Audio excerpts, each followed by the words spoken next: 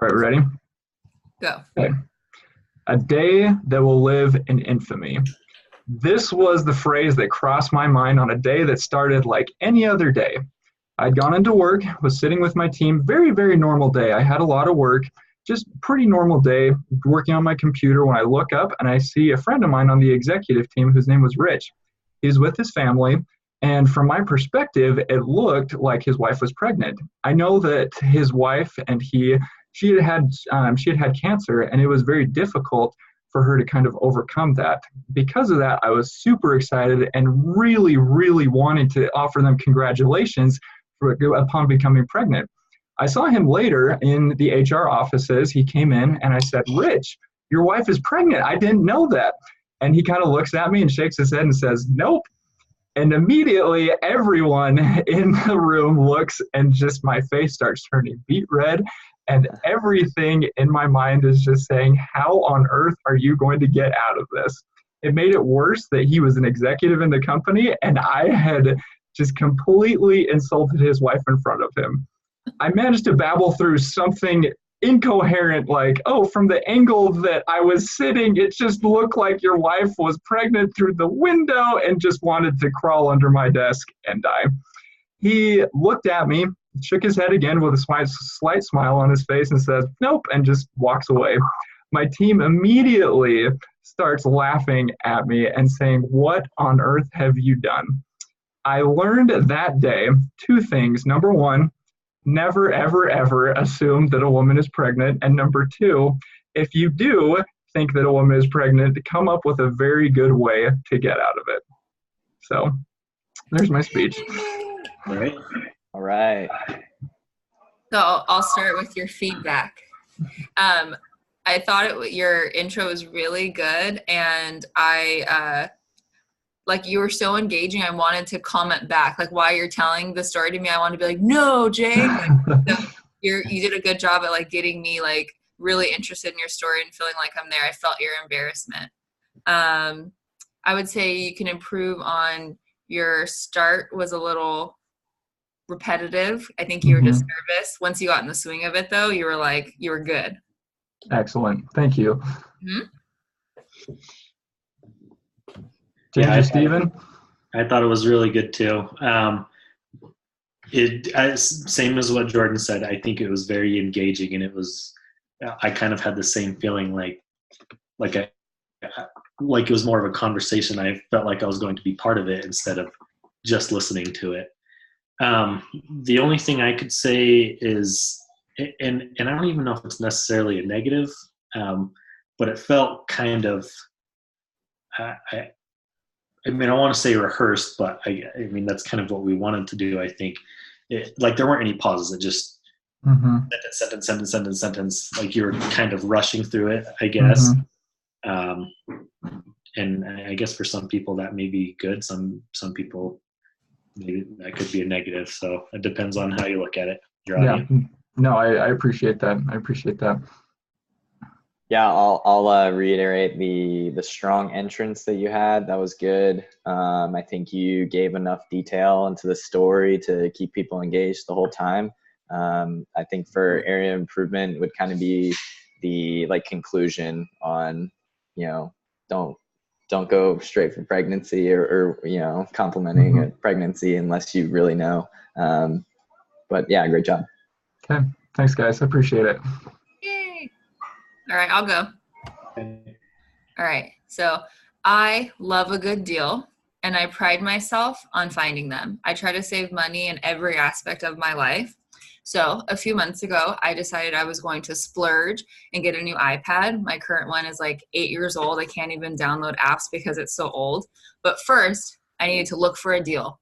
So I was driving and I was looking for a promo code on my phone, and I look up and I am rear-ending the people in front of me. They got out of the car, they were yelling and cursing and literally got out taking pictures of me with their phone. Meanwhile, I'm just staying in my car waiting for the police to get there, and I'm fighting back tears. I had never been in a car accident before, and I'm sitting there thinking, what is my financial liability in all of this? Mind you, my degree and everything's in finance. So after $5,000 worth of damage to my car, $6,000 worth of damage to their car. We still have pending litigation because they are claiming bodily injury. And I could be liable for paying a lot out of pocket because, of course, I picked the cheapest option available for my insurance. So I learned that while spending money wisely and thinking through financial decision is a great idea, sometimes you take on more risk by taking this kind of cheaper route. So of course, my insurance will be going up in the very near term. So I've decided I might as well just increase it more and increase my coverage so that I'm less risky in the future. Yay! Good job. True story. That would suck. It did. It does. Currently does. I'll go ahead and just start then with my feedback. I think like you were exceptionally engaging in terms of, you know, just like the dollar amounts, the specific details. I think like all of that was very good to be like, you know, just like eyes widening, just kind of like, holy cow, you know, like that's mind boggling kind of like that you have to go through that. And once again, just very engaging that it was just like, it sucks, you know, just like kind of thing like that. Area for opportunity, I would say, there were some times where you would, like, I think you move your eyes to a very, it's very good how sometimes you like move your eyes up and down like that. Sometimes it was a little bit distracting at some points of the story, but I think like overall it was excellent. So. I'm very expressive. I got to work on it. Yeah, to be honest, I think it's almost the same thing, the same feedback we had for Jake. It was a really good story and it was engaging to me. I didn't feel like it was so much somebody talking at me, more just talking with me. And that's kind of all I have for that. Thank you. Yeah, I think that your flow and balance to the story, they were perfect. The area of improvement would be, did you get the iPad or I'm left wondering. Yeah. I'm left wondering. So actually I decided, I was like, no, I'm not going to get it because a $350, it was on sale too. A $350 iPad was now going to cost me like thousands and thousands of dollars. But my boyfriend bought it for me. Oh, that's so he good. got some kudos on that because I'm now thousands of dollars out of pocket. So that sucks. All right, who's next? James, you ready? Sure. Okay. So I kind of struggle between winging it when I'm traveling versus like over planning. And so I'll tell you about a time that I kind of just winged it. I was in Trinidad, Cuba, and it's just a small little town. We were planning to spend 2 days there. And within the first hour, we had walked the entire town and we didn't know what to do with the rest of our time. So there was a guy kind of on the side of the road soliciting this horseback riding to this waterfall. And mind you, it's like 90 degrees, 200% humidity there. So you were just dripping in sweat. So waterfall sounded like the right cure to the day. So we take this horseback ride past this sugar cane plantation. We got to grind up our own sugar cane, you know, pour a little rum in there too. So it was perfect. Make it to the waterfall. And there's this little like mojito hut and we have this private waterfall all to ourselves. Just perfect day. Later that night, we decided to go, you know, out to the bars and restaurants and do a little dancing. We meet up with some other travelers as the dancing club's kind of shutting down. And they're like, hey, come with us. You know, we're going to go to this next place. We find ourselves walking down this dark cobblestone alley, wondering if this is going to be one of those scary movie scenes, you know, cut to. But it ends up just being the perfect day. We end up in this cave where there's a club rave going on. There's lasers everywhere, DJs going at it, and like smoke machines. So kind of like the moral or the kind of what I took out of it is just wing it for sure. Like expectations really low, always ends up as a good time. Good job. Excellent. Well done. Well done. Nice. I'll start. I thought you were extremely descriptive, like, because I've never been to Cuba. So when you're saying like how humid it is, like I'm imagining you being there and how nice a waterfall sounds. And I would say for improvement, I think it got to like a slow start. Like I was waiting for like the punch, but once you got there, it was really good. Nice.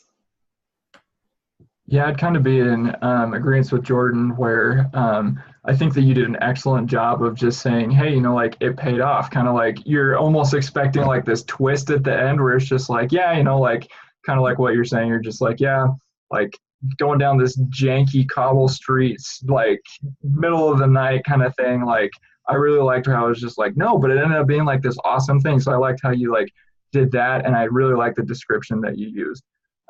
My area of opportunity is you used a lot of filler words, used a lot of like ums or likes or different things like that, which super hard. Like I struggled with that a ton and still do in some of my speeches. So just something to be aware of that, when you're speaking, that's something to keep watch on. Thanks. Yeah, I mean, I thought of basically the same things they did. It was descriptive. It was great, and I thought, it's the filler words. That's what I noticed as well, and I have a problem with that. I have to consciously try to keep myself from saying too much or having awkward spaces and stuff like that. And you didn't have too much of that, but that's the only feedback I could give about that. Cool. Thanks, guys. Cool. So I guess it's my turn. I hope this is still a good story. Through my practicing, I had to cut a lot of it out to, shorten it up. So I hope it still is good enough. Moab is the land of adventure. I actually met my wife there, so it's very adventurous for me. You can say I love Moab. Well, 2 years ago, I was there with my family doing off-road trails in my Razor. That's the only reason I really ever go there. I was on a particular trail called Metal Masher. A few hours into the trail, I got separated from my group. This was a particularly difficult part of the trail with a lot of ups and downs and bouncing around, narrow trails, cliff edges, a lot of that kind of stuff. So it's a pretty sketchy, more advanced trail. I look around to see if I could find them, and I see them up on the top of a hill close by. And I'm trying to find a way up. The only way I can see up is just this one narrow piece of trail that I'm actually not sure if it was part of the trail, but it's the only way I can see to get up the hill. Towards the top, I start heading up towards the top. It gets really sketchy. It's very bouncy. I'm kind of bouncing all over the place, feeling like am I going to tip over? Am I not? But I did make it up to the top finally, or at least I thought I made it up. Turns out when I get to the top, there's one more obstacle, and it's about a 9-foot high wall. And I look around, see if I can turn around and find another way, and I realize I'm kind of at the point of no return. I have to go up the wall. So I'm trying to figure out how am I going to get up there? What am I going to do?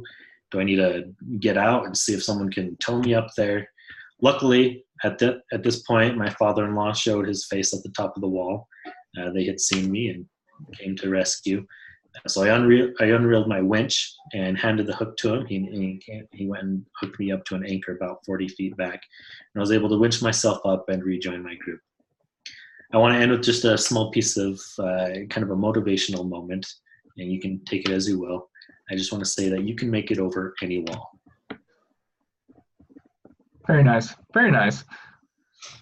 I really liked your ending. It was it like tied it all in, and it was motivational. And you were extremely descriptive. I don't go off-roading, so your like descriptions of how wide it is, I'm like, oh no. I would say for improvement, you could sound more excited to tell us the story, but that's about it.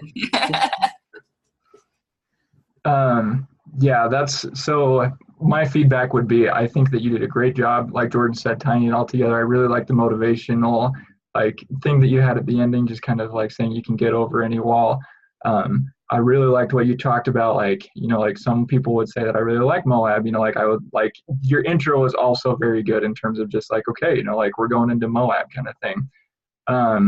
Very much like Jordan, I think like adding a little bit of animation, just like some of like either hand movement or just like, cause just from your descriptions, like, it's just like, dang, 9-foot wall is like pretty terrifying. You're just like, you know, like just, I think that a little bit of emotion in your voice could have been just like, holy fetch, you know, just like how on earth am I going to overcome this kind of thing? So yeah, I think it was great though.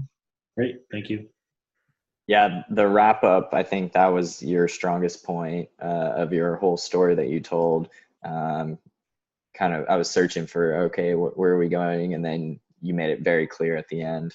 I think, I know, like, because we're doing this conference call, that like that intro piece where you were kind of saying you needed to cut it down, I would just, you know, if you were saying that in a group, I would just cut that out, because like your confidence seemed kind of low going into it.